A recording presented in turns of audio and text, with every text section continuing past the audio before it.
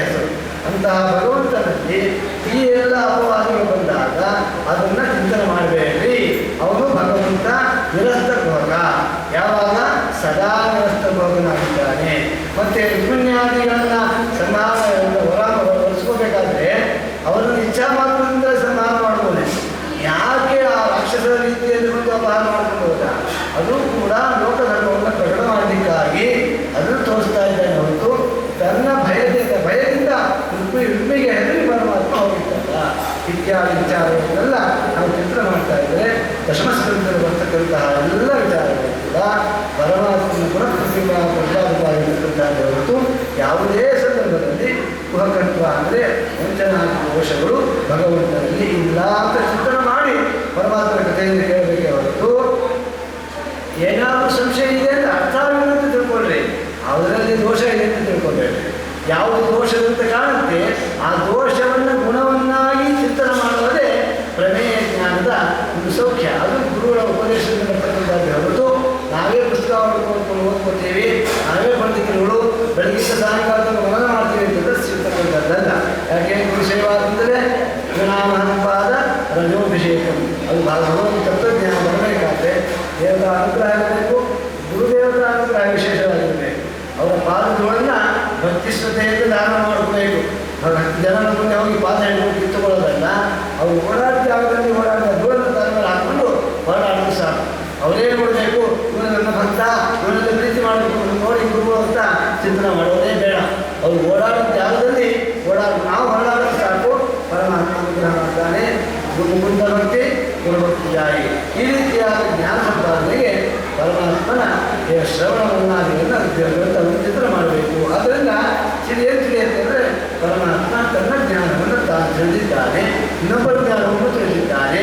ಪರಾಪೇಕ್ಷೆಯಿಂದ ಅಲ್ಲ, ಸ್ವಾತಂತ್ರ್ಯ ತಿಳಿದು ಇಂತಹ ಯಾವ ಯಾವ ಅವತಾರಗಳಲ್ಲಿ ಏನೇನೇ ಬಂದರೂ ಕೂಡ ಅದು ಸದಾ ನಿರಸ್ತಭೋಗತ್ವವನ್ನು ಪ್ರತಿಪಾದನೆ ಮಾಡತಕ್ಕಂಥದ್ದು ಅಂತ ಸೂಚನೆ ಮಾಡುವುದೇ ದಶಮಸ್ಕಂಧಾರ್ಥವನ್ನು ಹೇಳ್ತಾ ಮುಂದೆ ಏಕಾದಶ ಸ್ಕಂಧಾರ್ಥವನ್ನು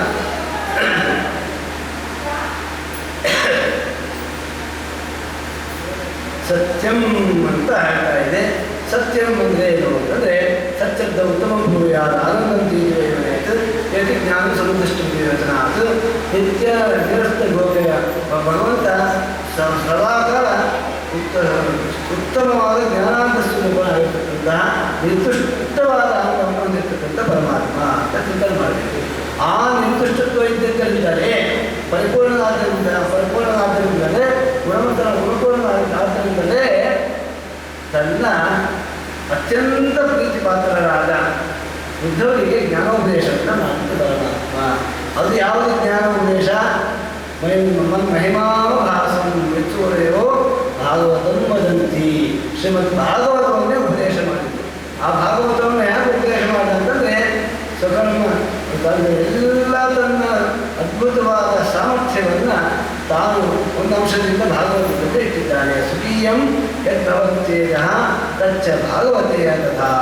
ಮಹಾನುಭಾವರು ಕೇಳ್ತಾರೆ, ಬುದ್ಧವರು ಪರಮಾತ್ಮ ಮೂಲಕ್ಕೆ ಪ್ರಯಾಣ ಮಾಡೋ ಕಾಲಕ್ಕೆ ದರ್ಶನ ಕೊಡಬೇಕಾದ್ರೆ ಅವರು ಎಂತಹ ಪುಣ್ಯವಂತರು ತಿಳ್ಕೊಳ್ಬೇಕು.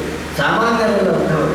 ಪರಮಾನುಗ್ರಹಕ್ಕೆ ಪಾತ್ರರಾಗಿ ಚರ್ಮ ದೇಹ, ಕಡೇ ದೇಹ, ಮತ್ತೆ ಅವರಿಗೆ ಈ ದೇಹ ಕಳೆದ ಮೇಲೆ ಮತ್ತೆ ಜನ್ಮಾದಿಗಳಿಲ್ಲ.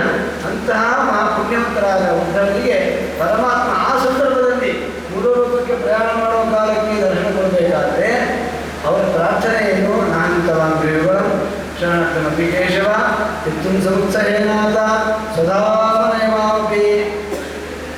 ನಾನು ನಿಮ್ಮ ಒಂದು ಕ್ಷಣ ಬಿಟ್ಟು ಇರಲಿಕ್ಕೆ ಸಾಧ್ಯವಿಲ್ಲ ಸ್ವಾಮಿ, ಆದ್ದರಿಂದ ನನ್ನನ್ನು ನಿಮ್ಮ ಜೊತೆ ಕರ್ಕೊಂಡು ಹೋಗುವಂತಾಗ ಪರಮಾತ್ಮ ಅಂತಾನೆ, ಉದ್ಧವ ನೀನು ಕಲಿಯುವ ಮೃಗೋ ತನಕ ಬದರಿಕಾಶ್ರಮದಲ್ಲಿ ಶ್ರೀಮದ್ ಭಾಗವತವನ್ನು ಪಾರಾಯಣ ಮಾಡ್ತಾ ಇರು.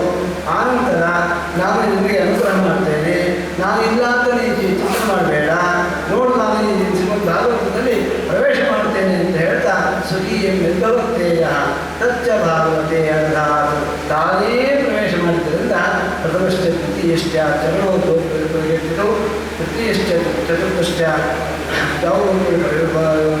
ಗೌರವ ಸಂದೇಹಿತು ಪಂಚಮೋ ನಾಭಿದೇಶಸ್ತು ಷಷ್ಠೋ ಹೃದಯ ಮುಚ್ಯತೆ ಸಪ್ತಮಶ್ಚಾಷ್ಟಮಶ್ಚೈವ ಬಾಹು ಪ್ರಕೀರ್ತಿತೌ ನವಮಃ ವೆಂಕಟೇಶಸ್ತು ದಶಸ್ತು ದಶಮೋ ಮುಖಮೇವ ಚ ಏಕಾದಶಂ ಲಲಾಟಂತು ದ್ವಾದಶಮಸ್ತು ಶಿವೋಚ್ಯತೆ ಏವಂ ಸರ್ವಂ ಹರೇಃ ಶ್ರೀ ಅಂಗಮುಚ್ಯತೆ ಶ್ರೀಮದ್ ಭಾಗವತಂ ಹರೇಃ ಅಂಗಮುಚ್ಯತೆ. ಭಗವಂತನಿಗೆ 12 ಸ್ಕಂದರು ಸಮಸ್ತ ಒಂದು ಪ್ರತಿಮಾರೂಪವಾಗಿರ್ತಕ್ಕಂಥದ್ದರಿಂದ ವಾಂಗ್ಮಯ ಮೂರ್ತಿಯಾಗಿರ್ತಕ್ಕಂತಹ ಶ್ರೀಮದ್ ಭಾಗವತದಲ್ಲಿ ಪರಮಾತ್ಮ ಭಾಗವತವನ್ನೇ ಉಪದೇಶ ಮಾಡ್ತಂತ. ಯಾಕೆ ಅಂತಂದರೆ ನಮಗೆಲ್ಲ ಬರ್ತಕ್ಕಂಥದ್ದು ನಾನು ಯಾಕೆ ಅಲ್ವಾ ಸ್ವಾಮಿ ನಿಮ್ಮನ್ನು ಬಿಟ್ಟು ಎಲ್ಲ ಕ್ಷಣದಲ್ಲಿ ಪ್ರತಿಯೊಂದು ಕ್ಷಣದಲ್ಲೂ ನೀನು ಅನುಗ್ರಹ ಮಾಡಿ ಪ್ರತಿಯೊಂದು ಸಂದರ್ಭದಲ್ಲೂ ದೇವಾಂತರಕ್ಕೂ ಅನುಗ್ರಹ ಮಾಡಿ ಈಗ ಹೇಗೆ ಅಲ್ವಾ ಸ್ವಾಮಿ ಅಂದಾಗ ನೀ ಆತಂಕ ಪಡಬೇಡ, ನಿನ್ನ ಸೇವೆಗೆ ಅನುಗುಣವಾಗಿ ನಾನು ಅನುಗ್ರಹ ಮಾಡಿದ್ದೇನೆ. ನನ್ನ ಪ್ರತಿಮಾಮುಖವಾದ ಶ್ರೀಮದ್ ಭಾಗವತವನ್ನು ಪಾರಾಯಣ ಮಾಡ್ತಾ ಇರುವಂಥ ಅನುಗ್ರಹ ಮಾಡಿದ ವಿಶಿಷ್ಟವಾದ ಕೃತಿಯೇ ಶ್ರೀಮದ್ ಭಾಗವತ. ಅದನ್ನು ಕಷ್ಟ ಹೇಗೆ ಸೇರಿಸ್ಕೋಬೇಕು ಅಂತಂದರೆ ಅನೇಕ ಮಹಾನುಭಾವರ ಚರಿತ್ರೆಯನ್ನು ಅವಧಿ ದೇಶದ ಬ್ರಾಹ್ಮಣರ ಚರಿತ್ರೆಯನ್ನೆಲ್ಲ ಉಪದೇಶ ಮಾಡ್ತಾನೆ. ಯಾಕೆ ದುಃಖ ಬರ್ತಾ ಬಂದಾಗ ಒಬ್ಬೊಬ್ಬರ ಹೆಸರು ಹೇಳ್ಕೊಂಡು ದುಃಖ ಪಡ್ತೀವಿ, ಸಮಾಧಾನ ಮಾಡ್ಕೊಳ್ತೀವಿ. ಈ ದುಃಖವನ್ನು ಅವರು ಕೊಟ್ಟರು, ಅವರು ಸಮಾಧಾನ ಪಡಿಸ್ತಾ ಇದ್ದಾರೆ.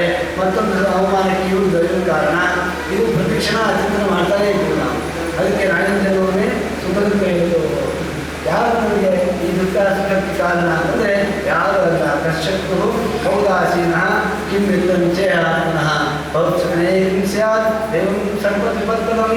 ಒಬ್ಬೊಬ್ಬರನ್ನ ಚರಿತ್ರೆ ಮಾಡ್ತಾ ಇದ್ದಾಗ ಯಾರು ನಮಗೆ ಯಾವ ರೀತಿಯಲ್ಲೂ ಸಂಬಂಧ ಇಲ್ಲ. ಯಾವತ್ತೇನು ಸಂಬಂಧ ಅಂದರೆ ನಮ್ಮ ಕರ್ಮವೇ ಸಂಬಂಧ. ಆ ಕರ್ಮಕ್ಕೆ ಅಧಿಪತಿ ಪರಮಾತ್ಮ ಇದ್ದಾನೆ. ಕರ್ಮಾನುಸಾರ ಫಲದಾತ್ಮದಿಂದ ಅವನು ಕೂಡ ಪಕ್ಷಪಾತ ಮಾಡ್ತಕ್ಕಂಥವಲ್ಲ. ಸಸ್ಯ ವೇಷಮೇ ನರ್ಗಣ್ಯ ಅಂತ ಐದೂ ಗುಣತ್ವವನ್ನು ಚಿಂತನೆ ಮಾಡಿ ಭಗವಂತ ನಮಗೆ ಅನುಗ್ರಹ ಮಾಡ್ತಾನೆ, ಸಮಾಧಾನ ಚಿಂತನೆ ಮಾಡಬೇಕು ಅಂತ ಸೂಚನೆ ಮಾಡತಕ್ಕಂತಹ ವಿಚಾರವೇ ಏಕಾದಶ ಸ್ಕಂದಾರ್ಥ. ಸತ್ಯಂ ನಿರ್ದುಃಖ ನಿತ್ಯ ನಿತ್ಯಶಯಾಗಿ ಅನುಭವ ರೂಪಂ ಅಂತ ಎಂಬುದಾಗಿ ಭಗವಂತನನ್ನು ಚಿಂತನೆ ಮಾಡಬೇಕು ಅಂತ ಹೇಳಿದರೆ ಪರಂ ಧೀಮಹಿ ಅಂತ ದ್ವಾದಶ ಸ್ಕಂದಾರ್ಥ ಅಂತ ಹೇಳ್ತಾ ಇದ್ದಾರೆ. ಇಲ್ಲಿ ದಶಮಸ್ಕಂದದಲ್ಲಿ ರುಕ್ಮಿಣಿ ವಿವಾಹಗಳು ಅದೆಲ್ಲ ತಿಳಿಸುತ್ತದೆ ಅಂತ ಹೇಳಿ ಅಲ್ಲಿ ರತ್ನಾದಿಗಳು ಮಾಡಿಕೊಂಡು ಲೋಕ ಕಲ್ಯಾಣಕ್ಕಾಗಿ ಮಾಡ್ಕೊಂಡು ಹೊರತು ತನ್ನ ಸ್ವಾರ್ಥಕ್ಕಾಗಿ ಅಲ್ಲ. ಮತ್ತೆ ನಿತ್ಯ ವಿಯೋಗಿನಿಯಾದ ಲಕ್ಷ್ಮೀ ದೇವಿ ಜೊತೆ ಮತ್ತೆ ಕಲ್ಯಾಣ ಅಂತಂದರೆ ಲೋಕ ಕಲ್ಯಾಣವೇ ಅಂತ. ಅದಕ್ಕೆ ಮಾಂಗಲ್ಯಂ ತಂತುನಾನೇನ ಜಗಜ್ಜೀವನ ಹೇತುನ ಅಂತ ಹೇಳ್ತಾನೆ ಹೊರತು ಮಮ ಜೀವನ ಹೇತುನ ಅಂತ ಹೇಳುತ್ತಿದ್ದ. ಇಂತಹ ಎಲ್ಲ ಪ್ರಸಂಗಗಳನ್ನು ಚಿತ್ರ ಮಾಡಿದಾಗ ಪರಮಾತ್ಮ ಭಕ್ತರ ಉದ್ಧಾರಕ್ಕಾಗಿ ಅವತಾರ ಮಾಡಿ ಶ್ರೀಮದ್ ಭಾಗವತವನ್ನು ಕೊಟ್ಟಿದ್ದಾನೆ. ಅಂತಹ ಪರಂ ಧೀಮಹಿ ಪರನಾದ ಪರಮಾತ್ಮನನ್ನು ಧ್ಯಾನ ಮಾಡೋಣ ಅಂತ ಹೇಳ್ತಕ್ಕಂಥದ್ದೇ ದ್ವಾದಶ ಸ್ಕಂದಾರ್ಥ. ದ್ವಾದಶ ಸ್ಕಂದದಲ್ಲಿ ಏನು ಹೇಳ್ತಾ ಇದೆ ಅಂತಂದರೆ ಎಂಥವನ್ನ ಧ್ಯಾನ ಮಾಡಬೇಕು, ಎಂಥವರು ಶ್ರೀಮದ್ ಭಾಗವತ ಪ್ರತಿಪಾದ್ಯರಾಗಿದ್ದಾರೆ, ಅದು ಮುಖ್ಯ.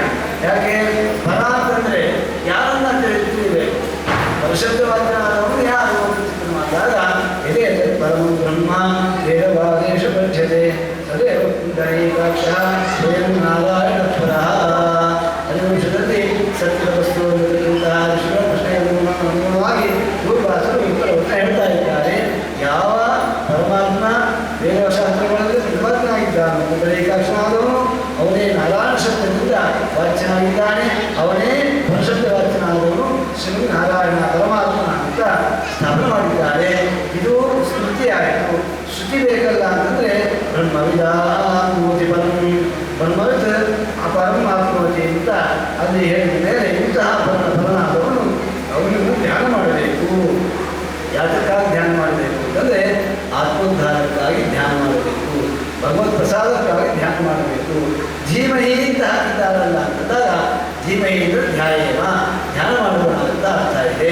ಆ ಧೀಮಹಿ ಅನ್ನೋದಕ್ಕೆ ಆ ಮಹಾನುಭಾವರು ಮೊದಲೇ ಹೇಳುತ್ತೆ ಸೂರ್ಯಾದಿಗಳನ್ನ ಈ ಗಾಯತ್ರಿ ಪ್ರತಿಪಾದನೆ ಮಾಡ್ತಾ ಇದೆ ಅಂತ ಹೇಳಿದಾಗ ಆ ಮಹಾನೀತಿ ಅರ್ಥ ಮಾಡಬಾರ್ದು. ಯಾಕೆ ಗಾಯತ್ರಿ ಪ್ರತಿಪಾದ್ಯಂ ಪರಬ್ರಹ್ಮ ಸಾಕ್ಷಾತ್ ಪರಬ್ರಹ್ಮೇವ ನ ಸೂರ್ಯ ತದಂಗ ಜನೋಕ್ತೆ ಚಕ್ಷು ಸೂರ್ಯೋ ಜಾಯತ ಎಂಬುದಾಗಿ ಇರೋದ್ರಿಂದ ಸೂರ್ಯಾದಿಗಳು ಪರಮಾತ್ಮನ ಅಂಗದಿಂದ ಉತ್ಪನ್ನರಾಗಿರುವುದರಿಂದ ಪ್ರಾಧಾನ್ಯತಃ ಪ್ರಮುಖ್ಯ ವ್ಯಕ್ತಿಯ ಅವರನ್ನು ವೇದಮಂತ್ರಗಳು ಸ್ತೋತ್ರ ಮಾಡಿಲ್ಲ. ಇಲ್ಲೇನು ಮತ್ತೊಂದು ಹೇಳ್ತಾ ಇದೆ ಅಂತಂದರೆ ಅಖಿಲಾಮಾಯಕ ವಿದ್ಯೋ ಹರಿ ಪರಮ ಮುಖ್ಯ ವ್ಯಕ್ತಿಯ ಸಕಲ ವೇದಗಳು ಪರಮಾತ್ಮನನ್ನು ಕೊಂಡಾಡ್ತಾ ಇದೆ. ಅದಕ್ಕೆ ಸರ್ವೇ ವೇದಾನ್ ಪರಮಾವರಂತಿ ತಪಾಂಸಿ ಸರ್ವಾನ್ ಚೇಂದ್ರ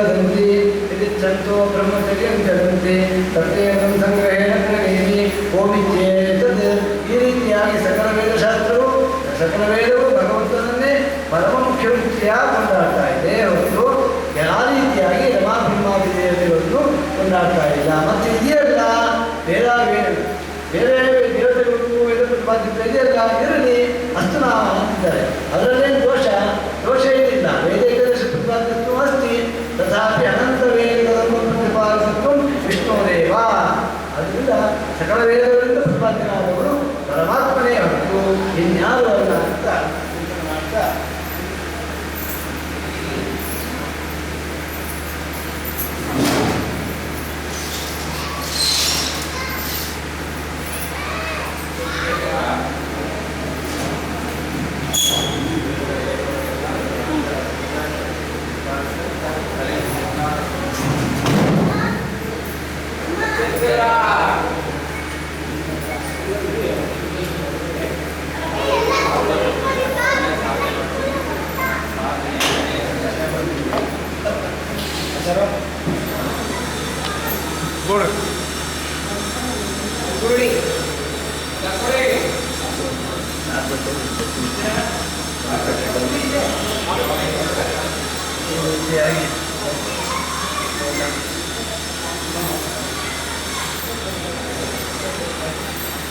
ಈ ರೀತಿಯಾಗಿ ಪರಮಾತ್ಮನನ್ನು ಚಿಂತನೆ ಮಾಡಿ ಪರಿಶುದ್ಧ ವಚನಾದವರು ಪರಮಾತ್ಮನೇ ಹೊರತು ಇನ್ಯಾರೂ ಅಲ್ಲ ಅಂತಹ ಪರಮಾತ್ಮನನ್ನು ಧ್ಯಾನ ಮಾಡೋಣ. ಮತ್ತು ವೇದಾಧ್ಯಯನದಲ್ಲಿ ಹೇಗೆ ಗಾಯತ್ರಿ ಮಂತ್ರವನ್ನು ಅಂದು ಪ್ರಾರಂಭ ಮಾಡ್ತಾ ಇದೆಯೋ ಹಾಗೆ ಆ ರೀತಿಯಾಗಿ ಗಾಯತ್ರಿಯಂತೆ ಶ್ರೀಮದ್ ಭಾಗವತ ಅಂತ ಚಿಂತನೆ ಮಾಡಲಿಕ್ಕಾಗಿ ಈಗ ಏನು ನಮ್ಮ ಪರಾಮರ್ಶೆ ಮಾಡಿದ್ದಾರೆ. ಮತ್ತು ಇಂದ್ರೇಶ ಭಗವದ್ಗೀತತ್ವೇನ ತತ್ಪರತ್ವೇಪಿ ತದ್ಯಾವರ್ತಯೇವ. ಶ್ರೀ ಅನೇಕ ವಿಕಲ್ಪಗಳನ್ನು ಮಾಡಿಕೊಂಡು ಶ್ರೀಮದ್ ಭಾಗವತ ಶ್ರೇಷ್ಠತ್ವವನ್ನು ಧೀಮಹಿ ಎನ್ನುವ ಪದ ಯಾತಕ್ಕಾಗಿ ಮಾಡಿದ್ದಾರಂದರೆ ಶ್ರೀ ವೇದವ್ಯಾಸದೇವರೇ ಎಲ್ಲವನ್ನೂ ನಿರ್ಮಾಣ ಮಾಡಿರ್ಬೋದು. ಆದರೆ ಎಲ್ಲ ಅವರ ಕೃತಿಗಳಿಗಿಂತ ವಿಶಿಷ್ಟವಾದದ್ದು ಯಾವುದಂದ್ರೆ ಶ್ರೀಮದ್ ಭಾಗವತ. ಇತರೇಷಾಂ ಭಗವದ್ಗೀತತ್ವೇನ ತತ್ಪರತ್ವೇಪಿ ತದ್ಯಾವರ್ತಯೇವ ಎಂಬುದಾಗಿ ಹೇಳ್ತಾ ಧೀಮಹಿ ಎನ್ನುವ ಪದವನ್ನು ಕಾಂತಿದೇವವನ್ನು ರಚನೆ ಮಾಡಿದ್ದಾರೆ ಅಂತ ಹೇಳ್ತಾ ಇಂತಹ ಶ್ರೇಷ್ಠವಾದ ಶ್ರೀಮದ್ ಭಾಗವತವನ್ನು ಯಾರು ಭಕ್ತಿಯಿಂದ ಶ್ರವಣವನ್ನು ಮಾಡ್ತಾರೆ ಅವರಿಗೆ ಪರಮಾತ್ಮ ಈ ಪದಗಳಲ್ಲಿ ವಿಶಿಷ್ಟವಾದ ಸುಖವನ್ನು ಕೊಡ್ತಾನೆ. ಶ್ರವಣವೆಂಬುದು ಭವಜನಿತ ದುಃಖಗಳೆಯುವುದು ವಿವಿಧ ಭೋಗಗಳ ಇಹ ಪರಂಗಳಲ್ಲಿ ಸಲಹುವುದು ಭುವನ ಪಾವನ ನೆನಪ ರಘುಮೀರವನ ಮಂಗಳ ಕಥೆಯ ಪರಮೋತ್ಸವದಿ ಇವುಗೊಟ್ಟು ಆಲಿಸುವುದು ಭೂಸುರರು ದಿನ ದಿನದಿ ಎಂಬುದಾಗಿ ಹೇಳ್ತಾ ಉಪಚಿತಮ ಶಕ್ತಿ ಸ್ವಾತ್ಮ ನಿಪದಲಿತ ಸರ್ವಂಗಮ ಪಾಲನಾಯ ಭಗವತಿ ಗುರುತ್ವ ಮಾತೃಧಾಮಿ ಸರ್ವಷಭಾಯ ಸನಾತನಾಯ ಎಂಬುದಾಗಿ ಕಟ್ಟಗಳೆಯ ಈ ಉತ್ತರ ಬಂದ ಶ್ಲೋಕವನ್ನು ಪರಮಾತ್ಮನಿಗೆ ಅರ್ಪಣೆ ಮಾಡ್ತಾ ವಿದ್ಯಾಕೋಶ ಸ್ವರೂಪಾಯ ಗುಣಪೂರ್ಣಾಯ ಸರ್ವದಾ ನಾರಾಯಣಾಯ ಹರೇ ನಮಃ ಶ್ರೇಷ್ಠತಮಾಯಿನೇ ಅಂತ ಶ್ರೀಮದಾಚಾರ್ಯರು ಉತ್ತರ ಮಂಗಳವನ್ನು ಮಾಡಿದ್ದಾರೆ. ಇದಾದಮೇಲೆ ವ್ಯಾಖ್ಯಾನ ಭಾಗವತ ಶ್ರೀಕೃಷ್ಣ ರಚಿತ ತತ್ಪ್ರೀತಿ ಕಾಮಾತ್ಮನ ಪ್ರೀತಶ್ಚೇತ್ ಪ್ರತಿದಾಸಿ ತತ್ಪ್ರತಿನಿಧಂ ತತ್ರೇನ್ ವರಿಷ್ಠಿಯವರ ನಿಷ್ಕಿಂಚನತಾಂ ತವ ಪ್ರತಿನಿಧಂ ತವ ಪ್ರತಿಭವಂ ಪದಾರವಿಂದಾತ್ಮನಾಂ ಸತಾಂ ಸಂಸಕ್ತಿ ಸುಖತೀರ್ಥತೀರ್ಥ ವಿದರಾಹಾರಸ್ಯ ಪಾಲಂ ಸದಾ ಪರನಾವಿಕಂಠೆ